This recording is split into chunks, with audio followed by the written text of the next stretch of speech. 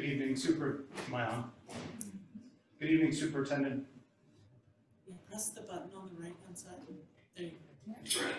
Good evening, Superintendent Dye, 4J School Board and staff. For a while now, our society has been moving towards a tribal us versus them structure, but this division really intensified over the past 3 years. Unfortunately, I've been branded as a them in this room, leaving me feeling cast out and wondering if my voice is heard. For those who listened to my message when I ran for a seat on this board, I tried never to view other candidates as my opponent, as we are all running for similar reasons and providing a public service to our community. I do not fault newly elected board members for feeling frustrated at the constant struggle to elevate the district against lower vibration forces within our society.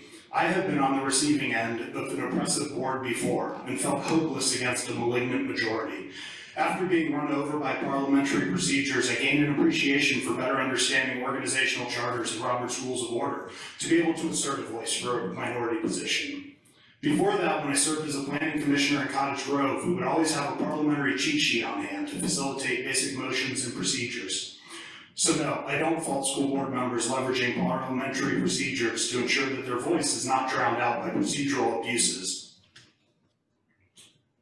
What I do fault is defining everything through an oppressor-oppressed lens and then leveraging the victimhood associated with the oppressed class.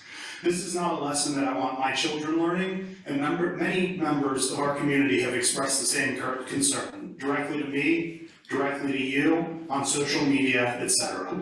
Some of these friends and neighbors have been talking about starting a recall for school board members. I advise against this, as I would prefer to see the wounds that have formed mended and to see a reinvigorated collaborative spirit that embraces the diverse set of viewpoints in our community, including the ones that have been actively suppressed. This is where groups like the Oregon Moms Union come in to provide advocacy for concerned parents. I believe some erroneous statements were made in a recent public comment in regards to this group. My understanding is that they have no affiliation with the Heritage Foundation, and they did not endorse candidates, but extended a questionnaire to every candidate listed by the Secretary of State, but could only provide scores for candidates who responded. We ought to see accuracy in our criticisms, based in fact and not conjecture. We need to see beyond bias and embrace the unifying message of MLK over the divisive message of BLM. And we have to be able to have this conversation without interrupting, without calling names, and without labeling each other. Sure signs of the bullying we wish to prevent in our schools. We need more role models. We need to stop discriminating against members of our community based on whether they injected an emergency youth authorized mRNA experiment.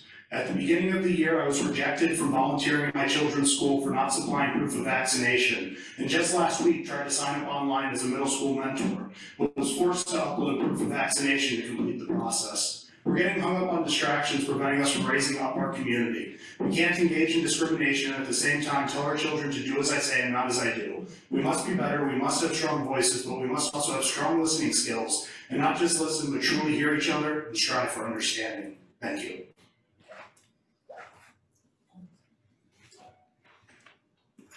Next up, we have Justin McCall.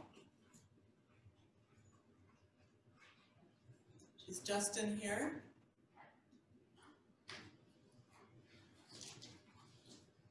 No. It looks like Justin did not. Thank you to everybody for coming and sharing your voice with us. Next up on the agenda, we have comments by employee groups. It's my understanding that we are not hearing from anyone tonight. So